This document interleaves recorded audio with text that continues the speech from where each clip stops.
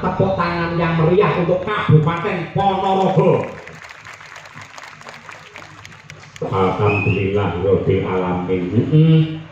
Paribasan numpak dokar ke Surabaya, tetap Partai Golkar yang melestarikan seni dan budaya. Bener kaya ngono ya, Mas. Ana meneh ana neng Sumarata dinane jemuah. Muga-muga Bapak Giri Sancaka tansah berkah lan amanah. Amin ya rabbal alamin. Iki palungguhan iki sing ditunggu-tunggu wis dadi bukti, sing dianti-anti wis kelakon awake dhewe sowan ana ning pasar Sumarata Laladan Ponorogo no. Iya. Mau wis nyuwun pangestu, nyuwun pangayoman, nyuwun panjulung lan akeh seserepan marang Kebunden Dalang. Mligine kalenggaring Sumarata Kebunden kula Mbah Yatno. Ya kaya ngono kuwi sing jenenge seniman dalang senior yang ngayomi kepada generasi ya kaya Mbah Yatno. Tur dasare panjenengan iki blobo yang karo ilmu, mula ya akeh banget kawruh sing wis diparingake marang awake dhewe lan semune ora negakake karo aku kowe mligine sinden kesi sing biyen iki prawan iki nyindeni Mbah Yatno. Mula panjenengane Mbah Yatno bengi iki kepareng pinarak ana panggengan ngaturke panuwun. Iya. Sembah nuwun Mbah Yatno. Mugi-mugi tansah pinaringan segera kewarasan. Ya. Iki dalam rangka kepiye mak aku nyuwun dawuh. Intisarine ya kuwi tansah kurang no. Adicara Festival Budaya Mataraman utawa Gebyar Budaya Mataraman iki kerjasama antarane Dinas Kebudayaan Pariwisata Provinsi Jawa Timur dan juga DPRD Provinsi Jawa Timur lan uga untuk panjurung dorongan dari Bapak Bupati Ponorogo serta Pemda ing Kabupaten Ponorogo. Iya. mapane ana Ponorogo pancen ya sing maindit ning seni budaya iki pancen Ponorogo ya Mas. Bener kepara nyata. Mula luwih dhisik aku kelawan kowe ngaturke panuwun marang para pepunden bagi khusus nenggih pepunden kula ing ngasta dados DPR RI ingkang kepareng rawuh nenggih Bapak Dr. Haji Ali Musti utawa Mufti SAG MSI. Iya. Mboten kata lumpen dumateng DPRD Provinsi Jawa Timur nenggih Bapak Pranaya Yuda Mahardika SP MIB. Lalugo yang selalu dicintai oleh warga masyarakat Ponorogo sing sangat dekat dan merakyat dengan masyarakat nenggih Bapak Bupati Ponorogo Bapak Haji Sugiri Sancoko SE MM. Tepuk tangan untuk Bapak Bupati. Iya. Lewat rakyat nganti kaya ngono ya Mas. Aku wis rambah kaping pindho nduk dipangestoni karo Pak Giri Sancoko kali Pak Bupati. Wingi kae mapan ana ing halaman DPRD Ponorogo lan ripalungguhan iki mapan ana ing Pasar Sumarata sing kondisine tidak berubah. Maknane piye? Adate yen wayangan tamu-tamu VIP kuwi mesti lenggah ning kursi sing dhuwur sing empuk. Ning nang kene iki wis beda nduk. Beda. Antaranya pejabat karo masyarakat tidak ada yang dibedakan, semua berdiri sama tinggi, duduk sama rendah, kabeh kepareng lesehan. Ndongtekake lamun pejabat Ponorogo bener-bener ngungkepi apa kang diarani manunggaling kawula lan Gustina. Nanti kaya ngono kuwi ya, Mas. Kaya ngono kuwi kula awake dhewe ngaturake panuwun, ya. Ugi ngaturaken panuwun dumateng Kepala Dinas Budaya dan Pariwisata Provinsi Jawa Timur Ibu Evi Aviana Sari ingkang dipun wakili kalian Bapak Ali Afandi selaku Kepala Bidang Pemasaran Dinas Kebudayaan dan Pariwisata Provinsi Jawa Timur. Mas. Bener ugi ngatur kepanuwun dumateng Ibu Wakil Bupati Ponorogo Ibu Hajah Lisdiarita SH. Ya, Ketua DPRD Kabupaten Ponorogo Bapak Dwi Agus Prayitno SHMSI, Forkopimda Kabupaten Ponorogo dan seluruh tamu undangan, tidak lupa seluruh warga masyarakat Ponorogo sing kepareng rawuh wonten ing mriki kula gunakaken ngibarate numpak tronton nggih wadah cengkeh, muga-muga kabeh para penonton rezekine tambah akeh. Amin ya rabbal alamin. Numpak trontonnya diparkir pinggir sumur. Muga-muga kabeh para penonton diparingi sehat lan panjang umur. Amin ya rabbal alamin. Ngono kuwi no. Aku nyuwun dawuh Mak, babagan budaya Mataraman iki piye aku tak nyuwun katerangan karo biyung. Sak ngertiku ya Nduk, upamane ana sing kleru engko dielekke. Iya. Budaya Mataraman adalah kebudayaan di Provinsi Jawa Timur, terutama di wilayah bagian barat dan selatan, yang pada zaman dahulu berada dalam pemerintahan Kesultanan Mataram. Dan dalam pemerintahan Kesultanan tersebut sudah diselenggarakan wujudnya budaya-budaya yang indah. Mula lamunta kegiatan iki digelar oleh Ponorogo mergo perkembangan budaya Mataram juga dipengaruhi oleh ajaran Islam karena banyaknya santri yang beriman menjunjung tinggi tata krama dan budaya luhur sebagai pedoman jati diri sing nyatane Ponorogo menjadi kota 1000 santri utawa kota 1000 pondok pesantren. Kaya ngono kuwi. Oleh karena itu digelar Festival Budaya Mataraman bertujuan untuk merawat, melestarikan dan mengembangkan serta mengenalkan budaya Mataraman kepada masyarakat terutama generasi muda zaman milenial agar bangga dilahirkan di tanah Jawa yang sejak zaman dahulu sudah mempunyai peradaban tinggi dan luhur serta kaya akan tradisi dan budaya yang hebat. Ya, bener Mas. Pulau Kang Mangkono Nduk yen kowe manut lan nindakake ajarane mbah-mbahmu biyen ing antarane kaya ta pitutur magepokan kawan andhap asor lembah manah gotong royong aja dumeh mulak salira hang rasa wani teka selira bawa leksana lan isih akeh kata mutiara lan kata bijak sing nyatane kabeh mau yen ditindakake bakal dadi sumber kekuatan yang luar biasa sehingga Kabupaten Ponorogo semakin hebat, Jawa Timur menjadi gerbang baru Nusantara yang tercinta. Ngono ya, Mak. Kaya ngono kuwi ngaturke panuwun ing tanpa apa-apa ya, Mak.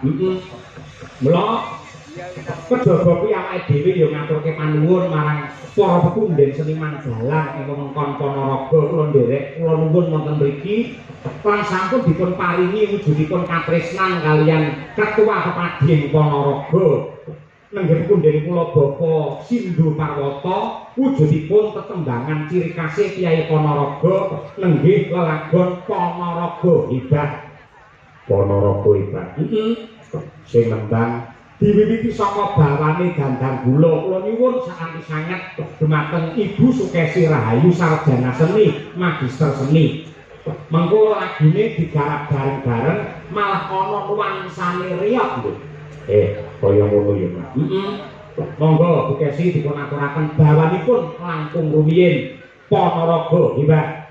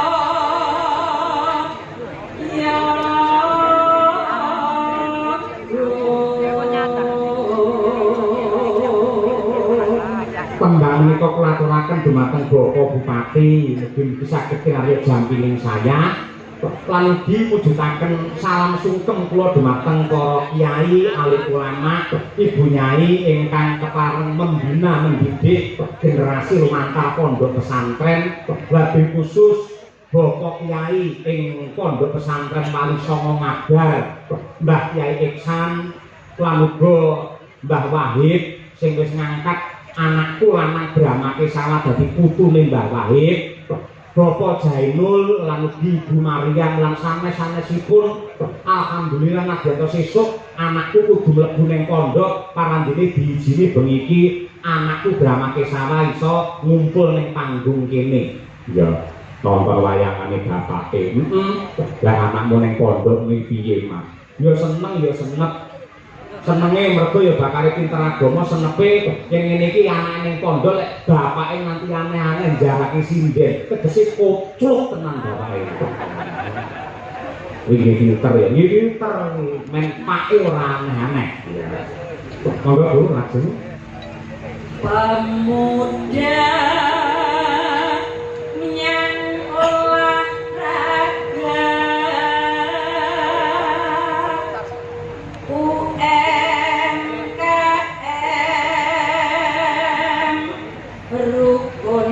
tetangga mandiri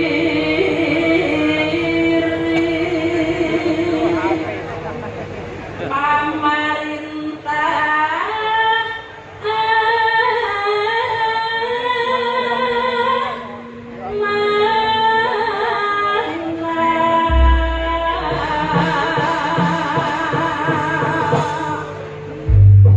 Monggo.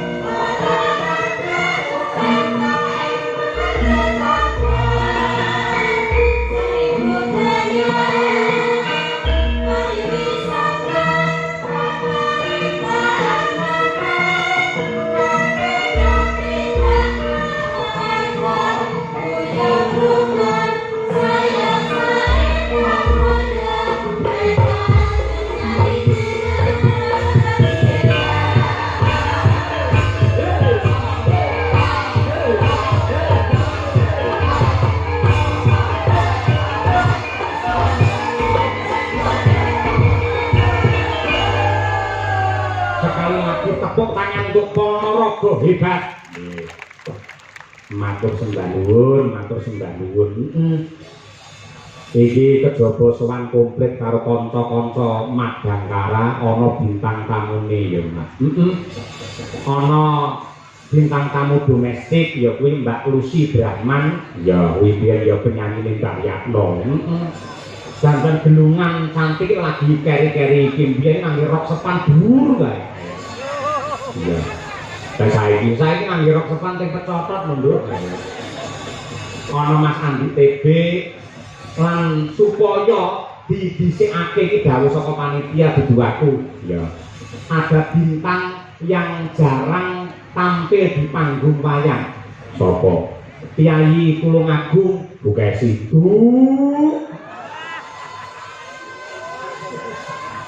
Sapa?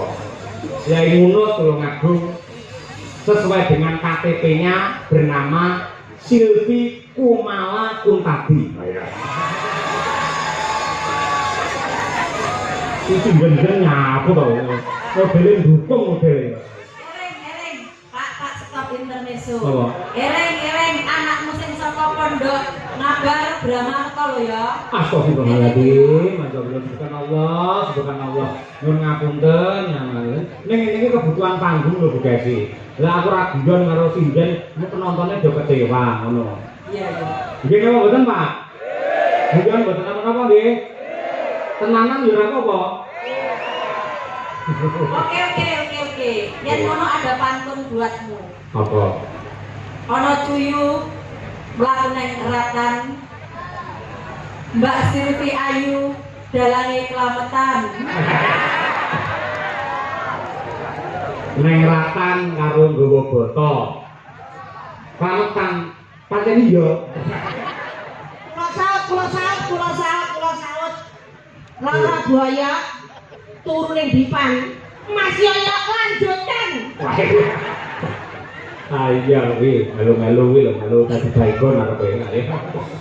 Ya sing dinteni minggah wonten pepanggungan. Kanca-kanca anu coba sing rada spesial lho apa ya?